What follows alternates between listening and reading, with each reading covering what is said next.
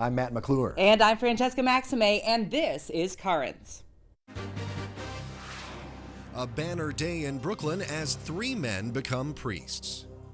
The Lord pours upon a simple man His grace, that we might become His presence in the world. Bringing Haitian Catholics closer to their faith. I came to Kolej Pastoral because I wanted to know Jesus more. And the Pope wears one, but what is it? We'll tell you. It's simple yet ornate and kind of profound in its meaning.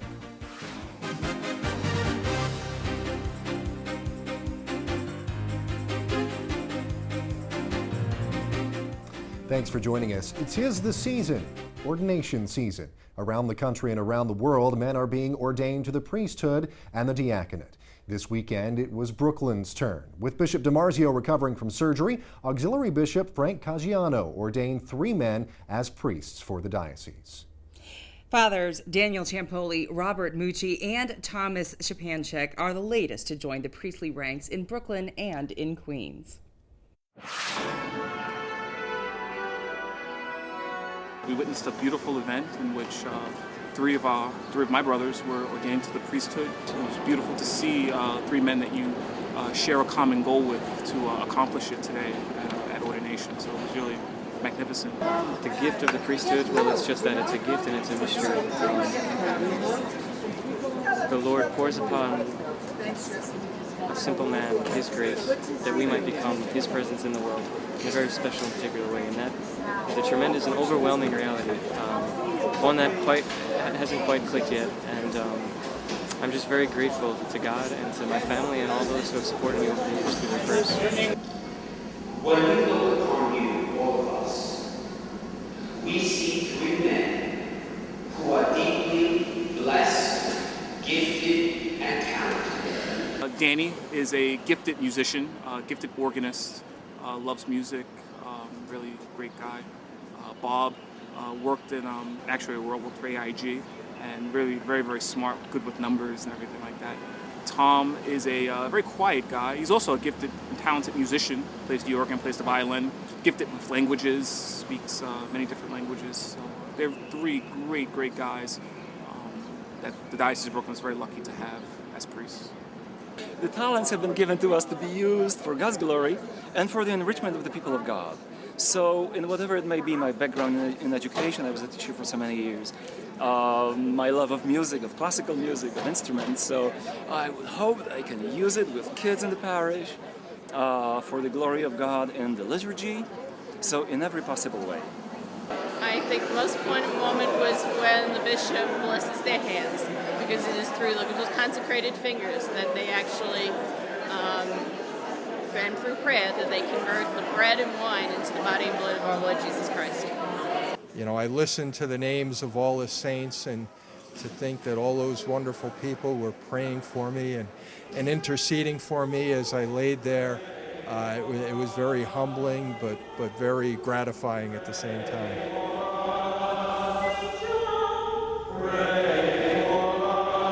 We could just see how happy he is, that, it's a real calling for him, and it just makes us so happy to see him so happy. And especially as a guy who, has been in the business world for as long as I have, you constantly hear, success is making money, success is power, success is all these things. And it's hard for people when they hear that so often to realize that there's so much more beyond that, and to just be open to God's call and His vocation. That's what happiness is all about, being the person and doing the thing that God has in mind for you. It's very overwhelming to be called father. People keep saying it, and I don't quite turn yet, because it doesn't make sense to me quite yet. But it's a tremendous blessing, and I know that the people of God put tremendous trust in their priest, and I hope that with His grace to live up to that. My husband said to me, "These are all your sons coming off the altar now." So yes, we are both very aware of that. Thank God they're all out of college.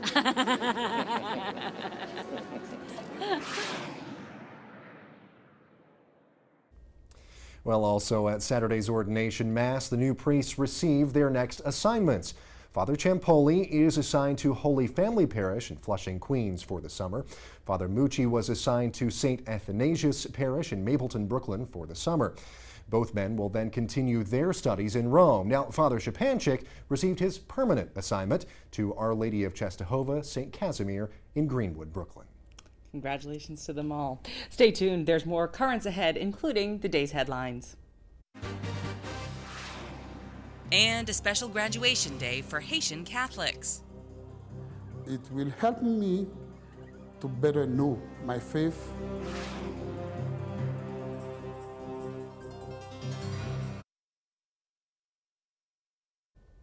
Welcome back to Currents. I'm Francesca Maxime. And I'm Matt McClure. Coming up later on in the show, more of the moving sights and sounds at this weekend's ordination from some of those who were there. But first, we're going to take a look at the day's headlines. When it comes to test scores, Catholic school students in New York City are #1. The New York Post reports that 78% of 8th graders in Catholic elementary schools ace the state's reading exam, and that's 21 percentage points higher than public school students. In math, Catholic students performed 9 points higher than their public school counterparts. The Archdiocese school superintendent credits what he calls a culture of learning for those scores. And while these Catholic school students have a lot to be happy about, other students have something a little different to celebrate.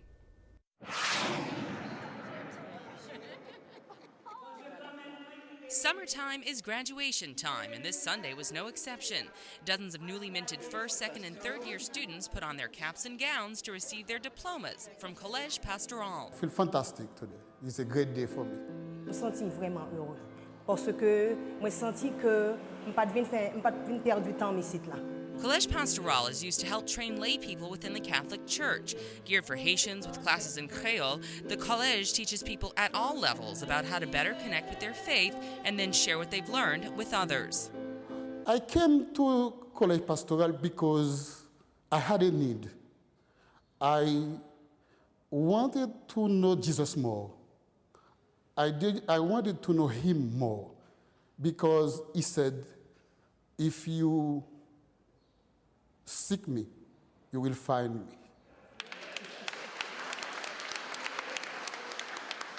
These students sought out Kolej Pastoral.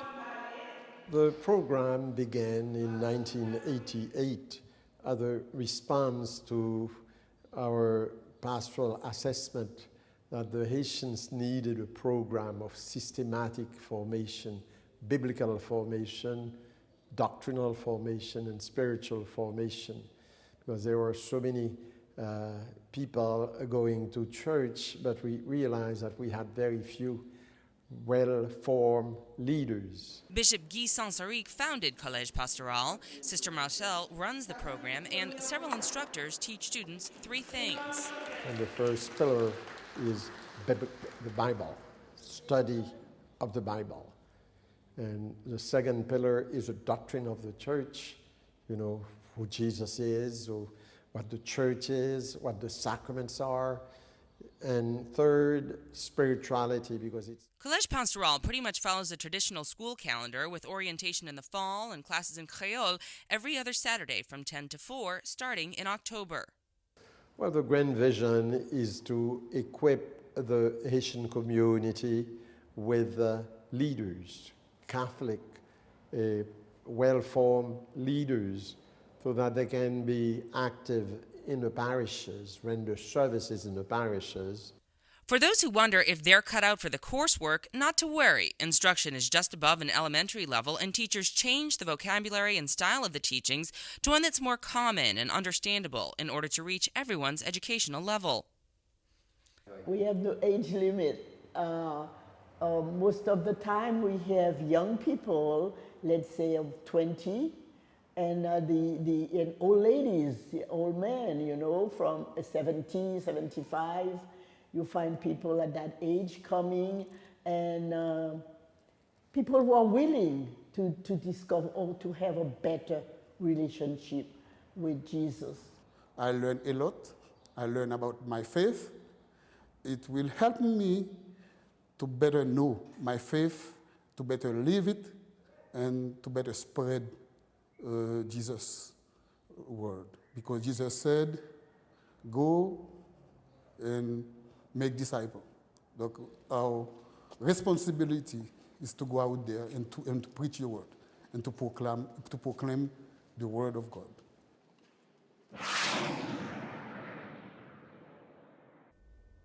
Kolej Pastoral, and congratulations to all the graduates.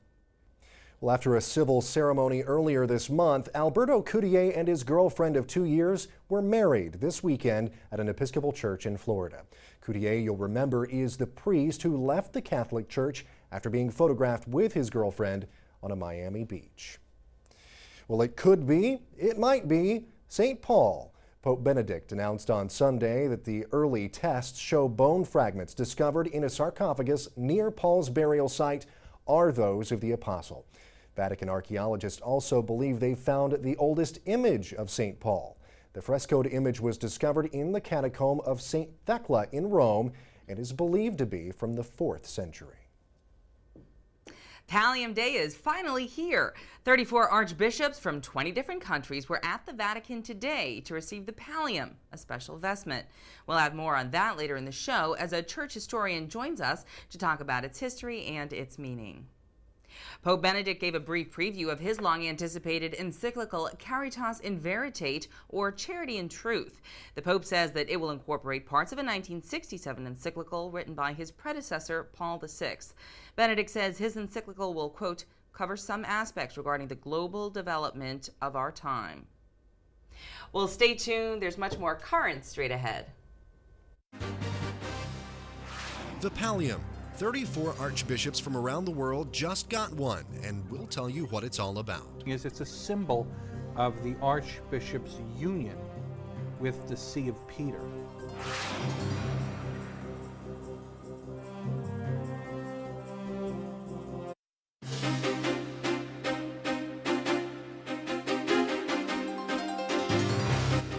Well, as we told you earlier, 34 archbishops, including New York Archbishop Timothy Dolan, received the Pallium today. Now, we've briefly touched upon the meaning of this special vestment. But it is something that holds deep significance. It's more than a formality in the Catholic Church. So, to get an in-depth look at what exactly the Pallium symbolizes, I last week spoke with Patrick McNamara, the assistant archivist for the Brooklyn Diocese. So first up, let's just start by explaining what is a pallium even? Literally, it's a woolen vestment that's worn by two people, popes and metropolitan archbishops. Okay, and what's its significance? What is this supposed to mean? It's a sign of office. For the Pope, it represents the fullness of the pontifical office. For the archbishop, who's a metropolitan, it's also a symbol of his office, and it's invested on him by the Holy Father. Okay. Do we know why they came about, why they started using them? Well, it has its origins. Literally, the word pallium means woolen cloak, and it has its origins in the late Roman Empire. It was based on a sash that was worn by civil officials. It was given a religious character around the 4th century A.D., when archbishops began to wear it as a symbol of their office. There was a lot of connections between ancient Roman vestments and liturgical vestments. Okay, so we're talking about what, 400? About the 300s AD. Okay, yeah. okay. The first mention we have of the pallium is near 336 AD. Okay. Okay, so yeah, it's old. It's quite old. And so just, I mean, it's sort of just, it's a way of showing rank, really, in a way. Yes, it is. And importance and whatnot. What does one even look like? How do you describe it? Well, it's wool. It's about literally it's described as about 3 fingers wide. It is circular. It comes down the front and around the back. Literally, it's worn around the shoulders. And the significance of that is to symbolize the yoke, the sweet yoke of Christ. Okay. But also, because of the wool, it symbolizes the lambs that the Good Shepherd carries on his shoulders. And you see the statues and paintings of the Good Shepherd, because the archbishop, the popes, are pastors. Right. Archbishops of their metropolitan of their province, of their and Pope for the Universal Church. Right. Okay. So it's really a way of that symbolizes their work, their rank, and also has roots dating, way back, in ways to signify where they were within the community, within the church community.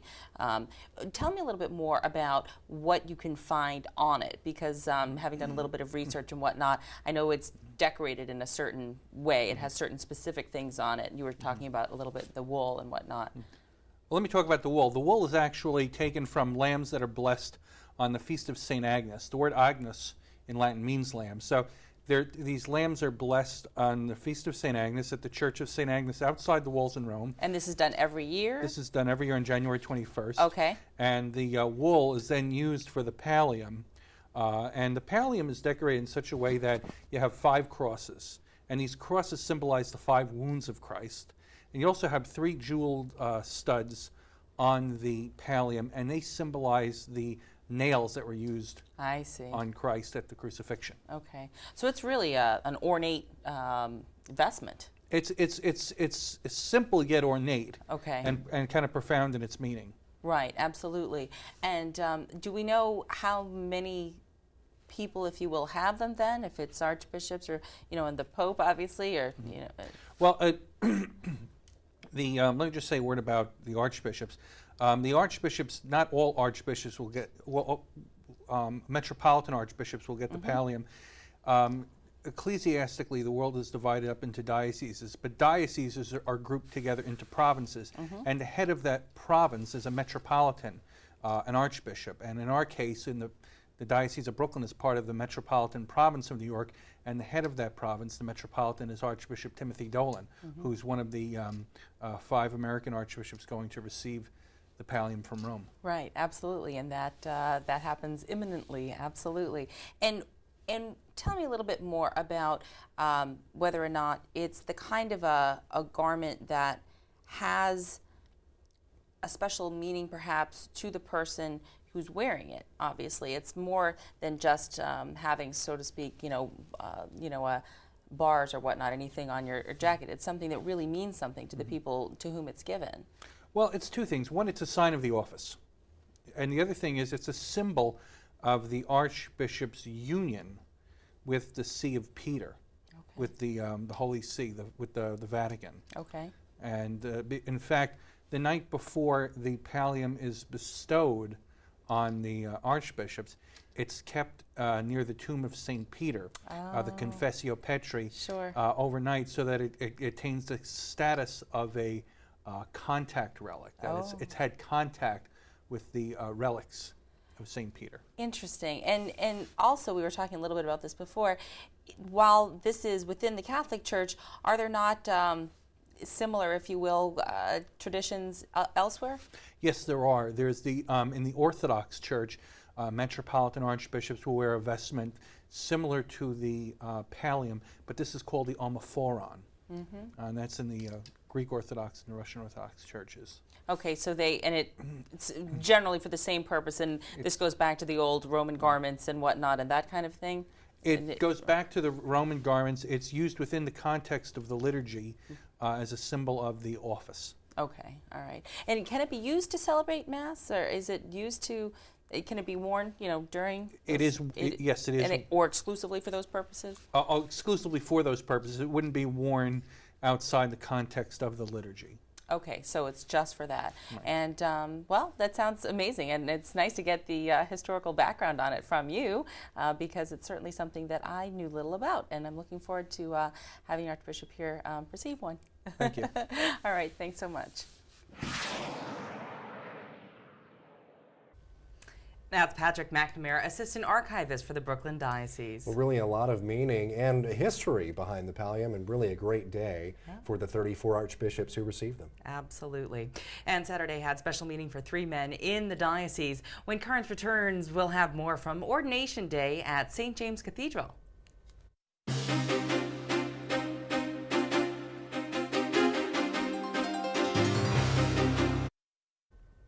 We began this broadcast with some of the stirring moments from Saturday's ordination. You got to hear from the 3 new priests for the Brooklyn Diocese and sample some of the beautiful ritual from that memorable day. But there's more we want to leave you with. After the ceremony, our cameras caught up with some of those who were there. Here's some of what they had to say.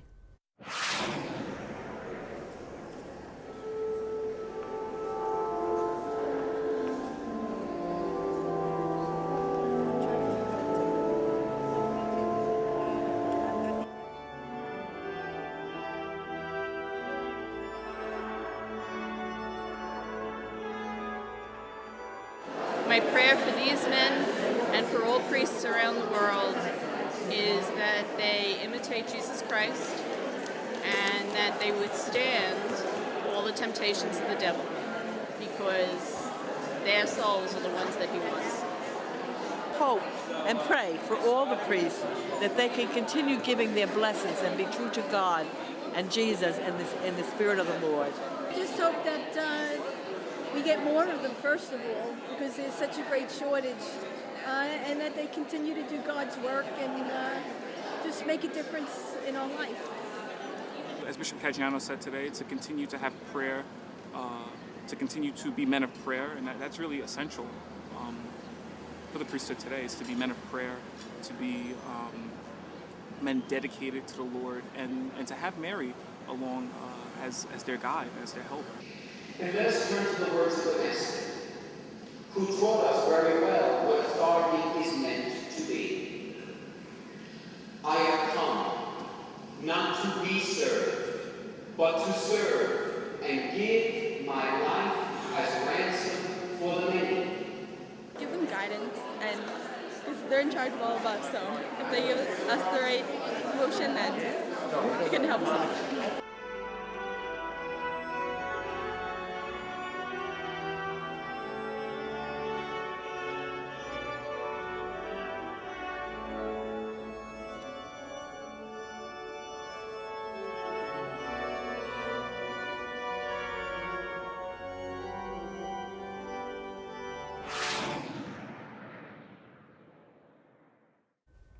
Just a few of the sights and sounds from a day that I'm sure everyone there will never forget. So nice to see smiles on their faces. Absolutely, and really just a great day for those three men and for all those involved. And, you know, it's really kind of cool for me to see that, because I grew up in the Baptist church, and I've been to ordinations for deacons and pastors and things like that. And in that setting, there's definitely a lot more ritual, a lot more ceremony to this. It's very, very neat, very cool. It is, and they were so looking forward to it. And each one of them is so different. We had Father Daniel Ciampoli, Robert Mucci, and Thomas Shapanchik. Those are the three.